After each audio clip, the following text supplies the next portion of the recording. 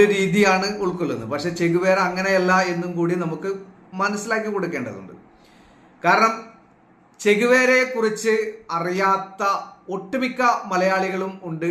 അവർ communist രാഷ്ട്രീയത്തിൽ തന്നെ ആ ഒരു രാഷ്ട്രീയത്തെ നെഞ്ചോട് ചേർത്ത് കൊണ്ട് നടക്കുന്ന ഒരുപാട് ആളുകളുണ്ട്. അപ്പൊ ചെഗുവേര ആരാണ് എന്ന് ഞാൻ നിങ്ങൾക്ക് കേൾപ്പിച്ചു തരാം.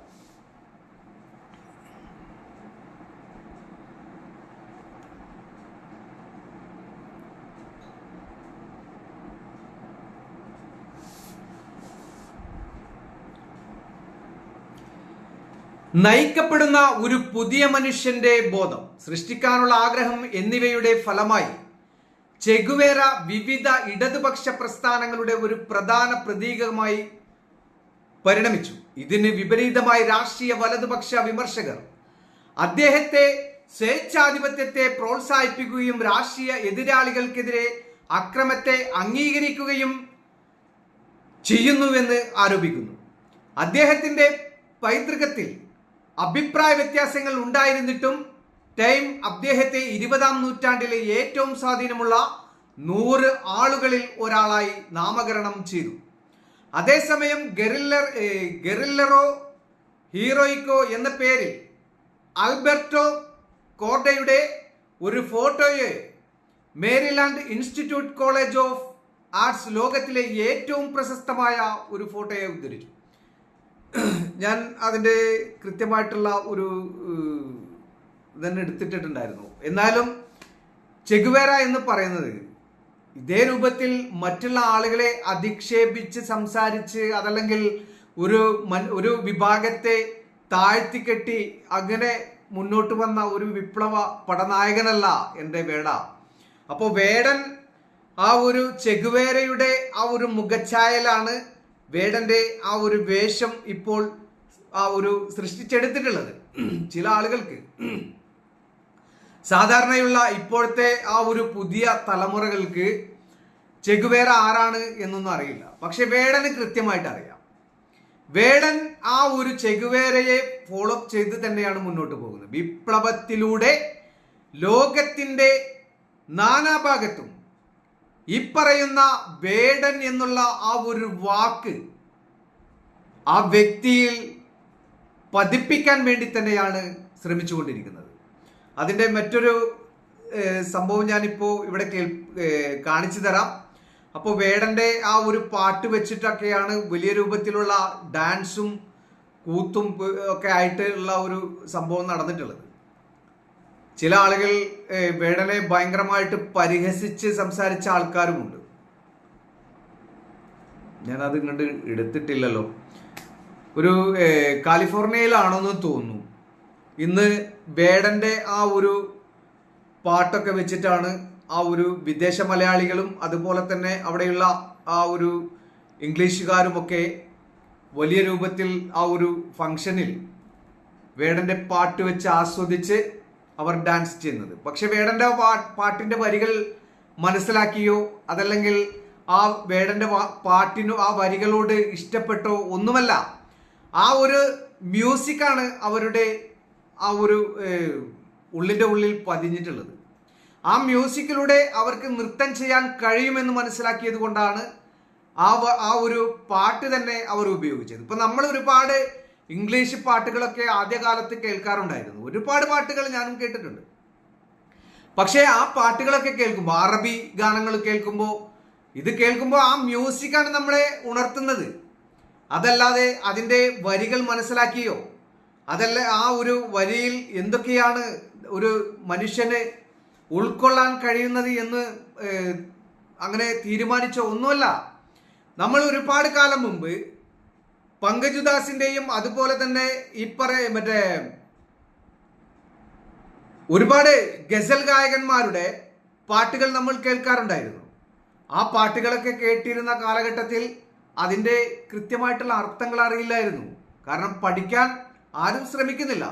പക്ഷെ ഇപ്പോ ഗസൽ ഗായകന്മാരുടെ ആ പാട്ടുകൾ അതിൻ്റെ വരികൾ ഉൾക്കൊണ്ട് ആ വരികൾ എന്താണ് എന്ന് മനസ്സിലാക്കി മലയാളികൾ നെഞ്ചോട് ചേർത്ത് പിടിച്ചുകൊണ്ട് അവർ പാടുന്നുണ്ട്. ഇപ്പോൾ എനിക്കൊരുപാട് പാട്ടുകൾ അങ്ങനെ അറിയാമായിരുന്നു.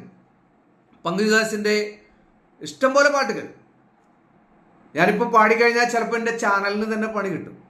അപ്പോൾ ഞാനത് പിന്നീട് ഞാൻ എൻ്റെ ഷോർട്സിലൂടെ ആ ഒരു ചെറിയ ആ ഒരു 3 മിനിറ്റിലൊക്കെ പാടി അങ്ങനെ കേൾപ്പിക്കാം എന്ന് ഞാൻ വിചാരിച്ചിട്ടുണ്ട്. ഇപ്പോൾ വേടൻ്റെ ആ ഒരു സംഭവം എന്ന് പറഞ്ഞു കഴിഞ്ഞാൽ ഇപ്പോൾ ഗൂഗിളിലൊക്കെ അടിച്ചു കഴിഞ്ഞാൽ ആ വ്യക്തിയുടെ ഫുൾ ഹിസ്റ്ററി ഇങ്ങോട്ട് കിട്ടും. അതിൽ ചെറിയ ഒരു വരിയാണ് ഇപ്പോൾ ഞാൻ കട്ടെടുത്തിട്ടുള്ളത്. ലോട്ടറി കച്ചവടക്കാരനായ അച്ഛൻ്റെയും ശ്രീലങ്കക്കാരി അമ്മയുടെയും രണ്ടാമത്തെ മകനായി തൃശ്ശൂരിൽ ജനിച്ച വേടൻ എന്ന 30-കാരനായ ഹിരൺദാസ് മുരളി ലക്ഷക്കണക്കിന് ആരാധകർ സ്റ്റേജിന് മുന്നിൽ ഇളകിമറിയുമ്പോൾ വേദി കീഴടക്കുന്ന കൊച്ചുപയ്യൻ കഴിഞ്ഞ 5 വർഷം കൊണ്ട് റാപ്പർ ഹിരൺ ദാസ് കേരളത്തിലെ യുവാക്കളുടെ മനസ്സ് കീഴടക്കി വേടനായി മാറിയത് അതിവേഗമാണ്. ഇപ്പൊ ഞാനിപ്പോ ഈ ഒരു ലൈവ് തുടങ്ങിയിട്ട് കുറച്ചായിട്ടുള്ളൂ. അപ്പോൾ ഒരു 2-3 ദിവസം എൻ്റെ ലൈവ് ഒരുപാട് ആളുകൾ അങ്ങനെ കണ്ടിട്ടുണ്ട്. അതിൻ്റെ ഇടയിൽ ഒരു ദിവസം ഏറ്റവും കൂടുതൽ ആ ഒരു ലൈവ് ഓടിയ സമയം ആ ഒരു കമന്റ് ബോക്സിൽ വന്നിട്ട് വേടൻ എന്ന് പറഞ്ഞിട്ടുള്ള പേരിലാണ് കമന്റ് ഒരുപാട് കയറി വന്നത്. നിങ്ങൾ ഇവിടെ ഇരുന്ന് സമയം കളയാതെ വേടൻ എന്ന എൻ്റെ ആ ഒരു റാപ്പ് കാണാൻ നിങ്ങൾ ആ ഒരു സ്റ്റേജ് ഏതൊരു സ്റ്റേജിന്റെ പേര് പറഞ്ഞു അവിടേക്ക് വരൂ എന്നൊക്കെ പറഞ്ഞിട്ട്. പക്ഷെ എനിക്കറിയില്ലായിരുന്നു. സത്യം പറഞ്ഞാൽ ഞാൻ ഏറ്റവും കൂടുതൽ സംഗീതത്തെ ഇഷ്ടപ്പെടുന്ന ആളാണ്. ഏത് ആ ഒരു പാട്ടുകൾ കേട്ടാലും കുറച്ചു നേരം ആ പാട്ട് കേട്ടാൽ എനിക്ക് വളരെ ഭംഗിയായിട്ട് അതിൻ്റെ ആ ഒരു ട്യൂൺ എനിക്ക് മൂളാൻ കഴിയും. അതിൻ്റെ വരികൾ എനിക്ക് കൃത്യമായിട്ട് അറിയണമെന്നില്ല. അപ്പോൾ അങ്ങനെയുള്ള ഒരു കഴിവും എനിക്ക് ഉണ്ട്. അപ്പം ഞാൻ ആ ഒരു സംഗീതത്തെയാണ് ഞാൻ ഏറ്റവും കൂടുതൽ ഇഷ്ടപ്പെടുന്നത്. പക്ഷെ വേടൻ്റെ മറ്റ് ചില വരികൾ കേട്ടപ്പോൾ ഈ കേരളത്തിൽ ഒരുപാട് വർഷങ്ങൾക്ക് മുമ്പ് അങ്ങോട്ട് നീങ്ങിപ്പോയതായിട്ടുള്ള ആ ഒരു ജാതി വിവേചനവുമൊക്കെ അതിനെ വീണ്ടും നമ്മുടെ കേരളത്തിലേക്ക് കൊണ്ടുവന്ന് ഇവിടെ അങ്ങനെ ഒരു സംഭവം ഇപ്പോഴും നടക്കുന്നുണ്ട് എന്നൊക്കെ വരുത്തി തീർക്കാൻ വേണ്ടി ശ്രമിക്കുമ്പോൾ അത് അപകടം തന്നെയാണ്. അപകടം എന്ന് പറഞ്ഞു കഴിഞ്ഞാൽ ആ ഒരു ഹിന്ദു മതസ്ഥരിൽ ഇത്തരം ഒരു രീതികൾ ഉണ്ടാകുന്നുണ്ട്.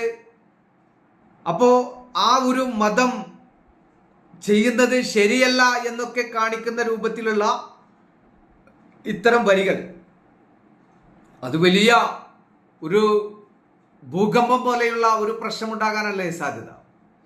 അപ്പൊ മനഃപൂർവം വേടൻ എന്ന ആ ഗായകനിലൂടെ നമ്മുടെ മലയാളികളായിട്ടുള്ള ഹിന്ദു മതസ്ഥരെ അവരെ വേർതിരിക്കാൻ വേണ്ടി ശ്രമിക്കുന്ന ആ വേടന്റെ വരികൾ അത് അപകടം തന്നെയല്ലേ.